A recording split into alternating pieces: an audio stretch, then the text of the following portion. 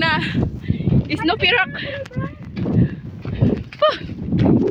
Good. Pero worth it. May niluto ka sausage kagabi. Mga sausage.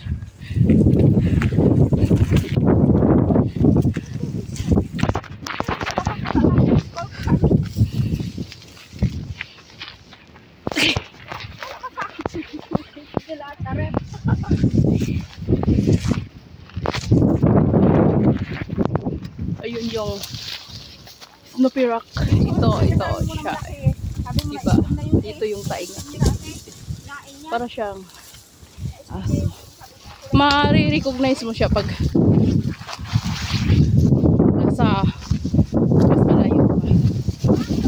So pauwi na kami ngayon. Nag-start kami umakyat mga alauna pasado ng hapon. So yung dinadaanan natin is yan, doon kami sa baba. May beach doon sa baba. Doon kami bababa. Kasi nag-overnight sila yung mga kasama ko. Nag-camping sila. Kasi ako, hindi ako pinayagan. Kasi kasi namin friendship.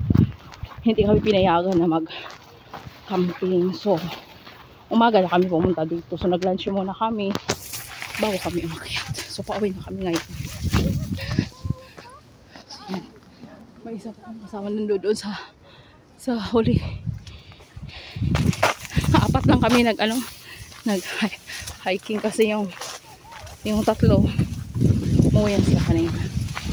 So yung tatlo ay lima pala sila lima sila nag-overnight. Dalawa kami hindi pinayagan.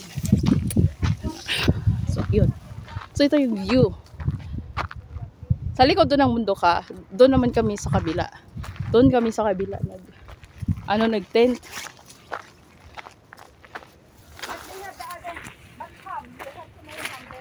Bakit nag-English ka na dyan? Uy, haan man ang daan. Saan kayo? Yan, kaligaw-ligaw na. Okay. Natusok. Marami siyang dito sa mga rock formation. Yes, ma'am. Bye-bye. So, hindi mo lang siya ma-recognize. Hindi mo siya ma-appreciate kung hindi mo ma-recognize yung rock formation. So, Ang ano